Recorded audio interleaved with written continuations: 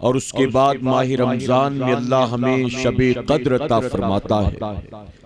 ये तीनों महीने भी अजमतों बरकतों वाले हैं और इन तीनों महीनों के शब रोज भी बरकतों वाले हैं। मेरे प्यारे आका अलैहिस्सलातु तस्लीम के प्यारे दीवानों, माह रजब की बरकत वाली रात में हम और आप जश्न शहीद आज़म और उर्से मुक़द्दस की इस बाबरकत महफिल में मौजूद हैं। अल्लाह रब्बुल इज्जत महफिल के सजाने वालों का सजाना और हमारा और आपका दूर दराज से यहाँ आना कबूल फरमाए। मैं एक बात अक्सर कहता हूँ, आज भी उलमा की मौजूदगी में आपके सामने अर्ज करना चाहता हूँ कि ये वो महफिल है कि जहाँ 2, 4, 5 घंटे बैठने वाले ही को रब सवाब नहीं देता, बल्कि इस महफिल में आपकी जिंदगी का गुजरने वाला एक लम्हा भी अगर मेरा मौला कबूल कर ले तो कयामत में वही एक लम्हा सबके लिए जन्नत की जमानत बन जाएगा। यहाँ बैठकर सुनने ही पर सवाब नहीं है, यहाँ बैठकर सुभान अल्लाह कहने ही पर सवाब नहीं है, बल्कि यहाँ आपके धड़कने वाले दिल की हर धड़कन पर अल्लाह नेकी अता फरमाएगा। इस महफिल की तरफ उठने वाले हर कदम पर मौला सवाब अता फरमाएगा और यहाँ ली जाने वाली हर सांस पर मौला आपको इनाम अता फरमाएगा। किसी शायर ने बहुत खूब कहा, जहां जिक्रे रिसालत माब होता है, जहां जिक्रे रिसालत माब होता है, वहां पे सांस भी लेना सवाब होता है। यकीनन हम खुश नसीब हैं कि अल्लाह ने हमें अपने घर के गर्म बिस्तरों से निकलकर अपने जिक्र पाक की इस बाबरकत महफिल में आने की तौफीक अता की। मेरे प्यारे आका अलैहिस्सलातु तस्लीम के प्यारे दीवानों, सर्दियों की रात है और ऐसे में लोग बाहर निकलना पसंद नहीं करते। अगर फिर भी हम और आप निकलकर यहाँ जमा हुए हैं तो यकीनन कोई एक भी यहाँ अपनी जात के लिए या किसी दुनियावी मफाद के लिए नहीं आया। यहाँ आने का मकसद न कारोबार है, न किसी से मुलाकात है, न किसी की शादी ब्याह में शरीक होना है, बल्कि हम यहाँ सिर्फ अल्लाह रसूल के जिक्र को सुनने के लिए आए। और मेरे प्यारे आका के प्यारे दीवानों, याद रखना, ये सर्दी की रात में आपका आकर इस मैदान में बैठना अगर मेरे रब ने कबूल कर लिया तो यही सर्दी आपको कब्र की और महशर की गर्मी से बचा लेगी इंशाअल्लाह। यही सर्दी कब्र की गर्मी से निजात का सबब बनेगी और यही सर्दी महशर की गर्मी से निजात का सबब बनेगी। याद रखें, जितने हजरात ऊपर बैठे हुए हैं, जितने नीचे बैठे हुए हैं, जो यहाँ वहां मौजूद हैं, सुन रहे हैं, ये महफिल वो महफिल है जहां अपनी मर्जी से आया नहीं जाता, बल्कि रब की तरफ से बुलाया जाता है। ऊपर बैठे नीचे बैठे कोई एक भी अपनी मर्जी से नहीं आए हैं, आए वही हैं जिन्हें मेरे मौला ने तौफीक अता फरमाया। और अगर रब ने तौफीक दी है तो वो आना भी कबूल फरमाएगा, और अगर आना कबूल कर लेगा तो इसका इनाम भी मेरा मौला हमें जरूर अता फरमाएगा। मेरे प्यारे आका अलैहिस्सलातु तस्लीम के प्यारे दीवानों, आमतौर पर उलमा ऐसी महफिलों में शिरकत के फजाइल बयान करते हैं कि अल्लाह और उसके रसूल के जिक्र की महफिल में आओ तो ये इनाम मिलेगा, इतना सवाब मिलेगा, इतनी नेकी मिलेगी। लेकिन हकीकत तो ये है कि ऐसी महफिलों में आने वालों को मेरा मौला कितना अता करेगा, हम और आप इसका अंदाजा नहीं लगा सकते। तो ये जिंदगी, ये मौके जिंदगी में बार बार आया नहीं करते। जब कभी ऐसी महफिलों में शिरकत का मौका मिले तो भागा न करें, कायली सुस्ती न किया करें, बल्कि ऐसी महफिलों में आने की कोशिश किया करें, ये सोच कर आया करें कि मौला तूने तौफीक दी, तूने मौका अता किया, मुझे नहीं पता कि इसके बाद फिर ऐसी महफिल जिंदगी में कभी मिलेगी भी कि नहीं मिलेगी, हम नहीं जानते हैं। तो जब कभी ऐसी महफिल मिले आया करें कि इंशाअल्लाह, और मोहब्बत से कहें, मेरे प्यारे आका अलैहिस्सलातु तस्लीम के प्यारे दीवानों, मुझे आपके यूपी का एक वाकया याद है। मैं यूपी और बिहार के बॉर्डर के करीब एक जगह बयान करने आया था और सर्दी का वक्त था। तकरीर के बाद हम मदरसे में बैठे हुए थे, चूंकि फजर का इंतजार था, फजर की नमाज हो जाए तो नमाज के बाद रवाना हो, तो हम वहां बैठे हुए थे। तो जो लोग बैठे थे उसमें स्टेज वाले थे, उलमा थे, इसके अलावा जो जिम्मेदारान थे वहां के वो लोग थे, और 2-4 अवाम में से लोग बैठे थे। उनमें एक बूढ़ा आदमी बैठा हुआ था, सफेद दाढ़ी वाला बूढ़ा गरीब कमजोर, वो भी बैठा हुआ था। तो कमेटी वालों ने मुझसे कहा कि ये बाबा जो है ना, यहां से तकरीबन 25 किलोमीटर उनका गांव है और 25 किलोमीटर गांव है दूर यहां से इनका, लेकिन आसपास 40 किलोमीटर में जहां कहीं जलसा होता है कोई जलसा भी इनसे नहीं छूटता। इनकी कंडीशन ऐसी है कि ये बस से भी जाने की हैसियत नहीं रखते, ये पैदल रवाना हो जाते हैं, लेकिन हर जलसा ये जरूर अटेंड करते हैं, जरूर अटेंड करते हैं। अच्छा, सर्दी की रात आपने जैकेट पहन रखा है, आपने कान ढक रखा है, लेकिन उनके पास ऐसा कोई इंतजाम नहीं था। एक मफलर था जिसको उन्होंने लपेट रखा था, अलावा उसके उनके पास कुछ भी नहीं था। मुझे जो शॉल पहनाई गई थी मैंने वो शॉल उनको दे दिया था, तो उसको उन्होंने ओढ़ रखा था। जब मैंने देखा कि एक बंदा यहाँ पर सुन्नियत से मोहब्बत करने वाला, रब रसूल से मोहब्बत करने वाला गरीब मौजूद है, तो मैंने थोड़ा सा उनसे गुफ्तगू की, करीब करने की कोशिश की। और अगर किसी ऐसे को करीब करो तो उन्हें बहुत अच्छा लगता है। अमीरों को तो सब मुंह लगाते हैं, गरीबों को मेरे आका मुंह लगाते हैं। जिनकी कोई नहीं सुनता उनकी रसूलुल्लाह सुनते हैं। आप जानते, एक बड़ी प्यारी हदीस मुबारका है। एक मर्तबा मेरे आका सल्लल्लाहु अलैहि वसल्लम सहाबा इकराम के साथ तशरीफ फरमाते मस्जिद नबवी शरीफ में, दरवाजे पर एक बूढ़ी औरत आई और उसने इशारा करके हुजूर सल्लल्लाहु अलैहि वसल्लम को अपने पास बुलाया। हुजूर अकरम सल्लल्लाहु अलैहि वसल्लम महफिल से उठे। अच्छा, बड़ों के दरमियान बैठे हों और कोई छोटा बुलाए तो हम उठकर जाते हैं? भला बताइए, हम नहीं उठकर जाते। हाँ, अगर हम किसी के साथ भी बैठे कोई बड़ा बुला ले तो भाग कर चले जाते, छोटा कोई बुला ले तो कौन उठकर जाता है? सैयदना सिद्दीक अकबर बैठे हैं, उमर फारूक आजम बैठे हैं, उस्मान गनी मौलाए कायनात मौजूद हैं, जनाब सलमान फारसी, अबू हुरैरा मौजूद है, अनस बिन मालिक मौजूद हैं, सहाबा के जुर्मुट में रसूलुल्लाह तशरीफ फरमा है। और उस बूढ़ी औरत ने इशारा किया, मेरे आका सहाबा को उसी हाल में छोड़कर उठे, मस्जिद से बाहर निकल आए। वो औरत आपका हाथ पकड़ के आपको एक तरफ ले जाती है, सहाबा अंदर से बैठे बैठे देख रहे हैं। वो कुछ दूर ले गई और जाने के बाद हुजूर से बात करना शुरू किया। और सैयदना उमर फारूक आजम फरमाते हैं, वो जब बात कर रही थी तो बात करते करते अपने हाथ भी यूं चला रही थी, यानी जैसे बयान के दरमियान हाथ यूं जाता यूं जाता यूं जाता है, ऐसे ही वो बात करते करते अपने हाथ यूं चला रही थी जोर जोर से। सैयदना उमर फारूक आजम कहते, मुझे ऐसा महसूस हो रहा था कि कहीं हुजूर के चेहरे पर इसका हाथ लग न जाए।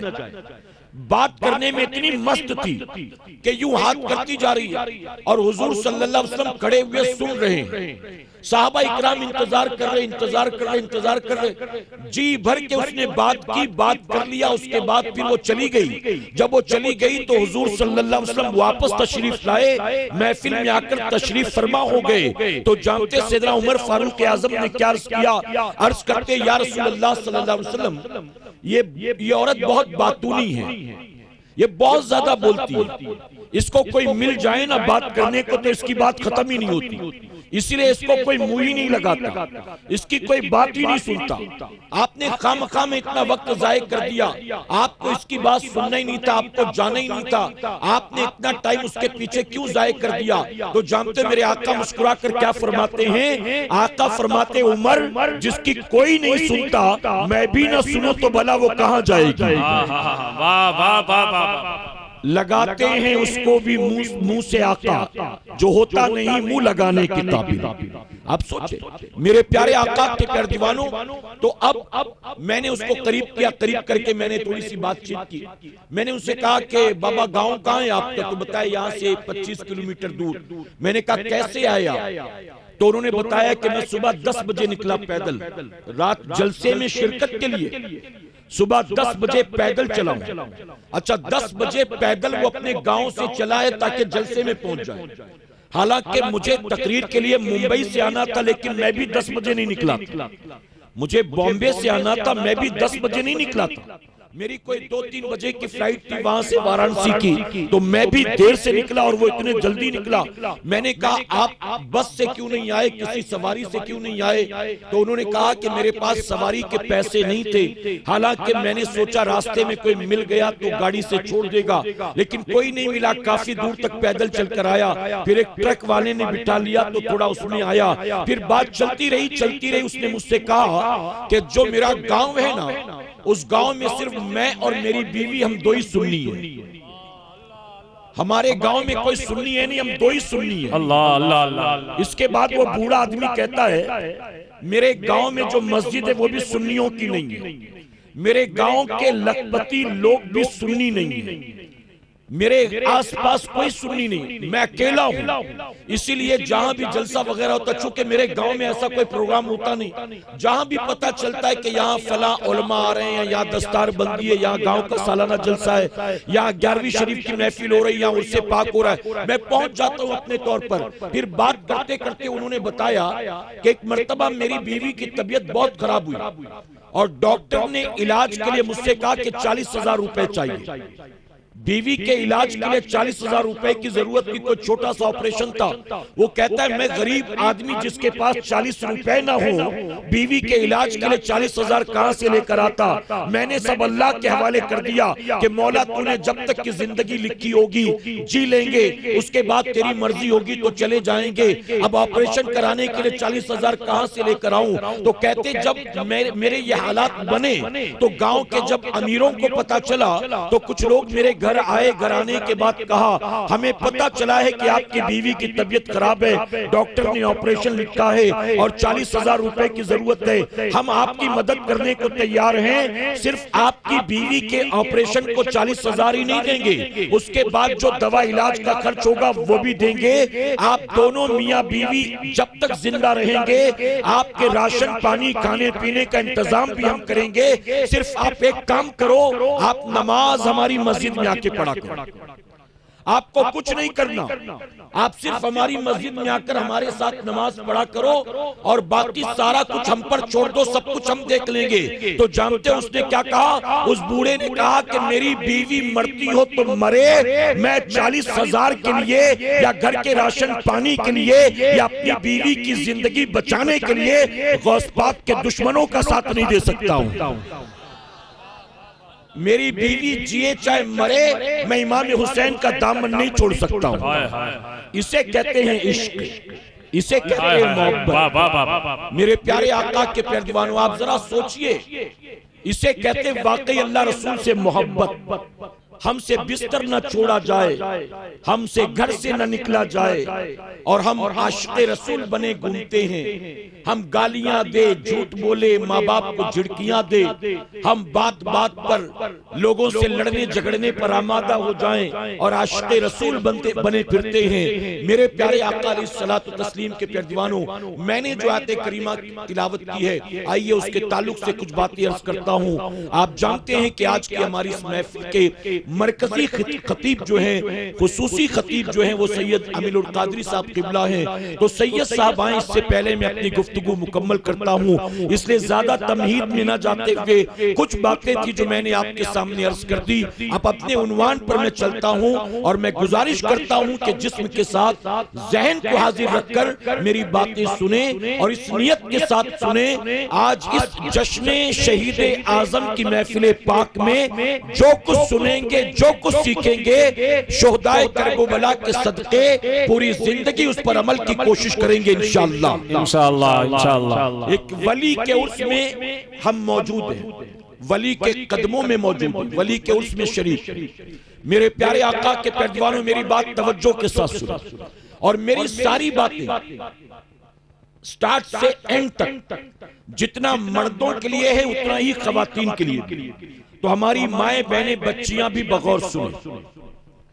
एक रिपोर्ट के मुताबिक, तवज्जो है ना आपकी, एक रिपोर्ट के मुताबिक पूरी दुनिया में हर 24 घंटे में 1,70,000 लोग मरते हैं। कितने मरते हैं? 1,70,000 लोग हर 24 घंटे में वर्ल्ड वाइड मरते हैं पूरी दुनिया में।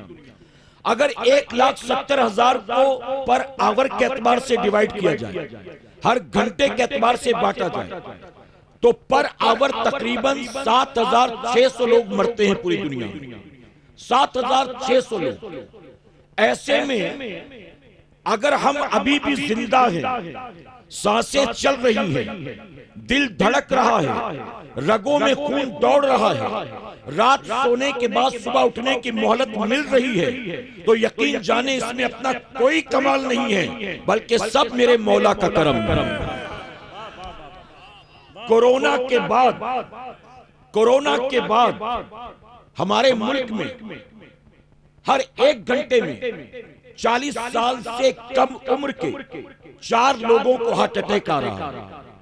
40 साल से कम उम्र के 4 लोग हर 1 घंटे में हार्ट अटैक से मर रहे हैं हिंदुस्तान में। ऐसे में हम कल भी जिंदा थे, आज भी जिंदा हैं, तो क्या बताइए इस पर अपने रब का शुक्र अदा नहीं करना चाहिए? बताइए मेरे प्यारे आका के पैरजवानों, अब मैं आपसे कुछ सवाल पूछता हूं, आप मेरे सवाल का जवाब दें। जिन्हें पता होगा वो जवाब देंगे, जिन्हें नहीं पता है वो लोगों से सुने और सीखने की कोशिश करें। आप बताएं कि सारी कायनात का खालिक कौन है? जी चलिए, जिन्हें नहीं पता मैं बता दूं। उलमा कह रहे हैं, बाकी 17-18 आदमी बोल रहे हैं, बाकी सब खामोश। सारी कायनात का खालिक अल्लाह है, सारी कायनात का मालिक अल्लाह, सारी कायनात का राज़िक रज़्ज़ाक़ अल्लाह, जिंदगी और मौत पर कुदरत रखने वाला अल्लाह, इज्जत और जिल्लत देने वाला अल्लाह, बीमारी और बीमारी से शिफा देने वाला अल्लाह, आसमान का शामियाना बिछाने वाला अल्लाह, जमीन का बिछौना बिछाने वाला अल्लाह, हमारे और आपके लिए हवा चलाने वाला अल्लाह, आसमान से पानी बरसाने वाला अल्लाह, जमीन से सब्जा उगाने वाला अल्लाह, रात सोने के बाद सुबह उठने की मोहलत देने वाला अल्लाह, हमारे सीने में मौजूद बिना किसी मशीन और इंजन के हमारे दिल को धड़काने वाला अल्लाह, हम सो रहे हो सोती हालत में भी हमारी सांसों को चलाने वाला अल्लाह, हमारे जिस्म के अंदर रगों का जाल बिछाने वाला अल्लाह, हमारे जिस्म के अंदर खून को पैदा करने वाला Allah, white blood cells red blood cells पैदा करने वाला अल्लाह। मेरे प्यारे आका के पैरजवानों, जब हम इस बात की बहसियत मुसलमान गवाही देते हैं, खालिक भी अल्लाह है, मालिक भी अल्लाह है, राज़िक भी अल्लाह है, जिंदगी और मौत पर कुदरत रखने वाला भी अल्लाह है, जब तक रब की मर्जी है तब तक मैं जिंदा हूं, वो चाहेगा तो मैं मर जाऊंगा। ऐ सरकारे मदीना के पैरजवानों, जब बहसियत मुसलमान हम सब का ये मानना है, हमारा ये ईमान व अकीदा है कि सब कुछ अल्लाह ने दिया है, जो आज है वो भी अल्लाह का दिया है, तो कल मिलेगा वो भी अल्लाह ही देने वाला है। तो जब हम ये सब मानते हैं कि खालिक भी वही है, मालिक भी वही है, तो फिर ये सब मानने के बाद भी हम उसकी नाफरमानी क्यों करते हैं? हम उससे बगावत क्यों करते हैं? आज मुसलमानों की पोजीशन ये है, अल्लाह ने जिन कामों का हुक्म दिया वो करने को तैयार नहीं।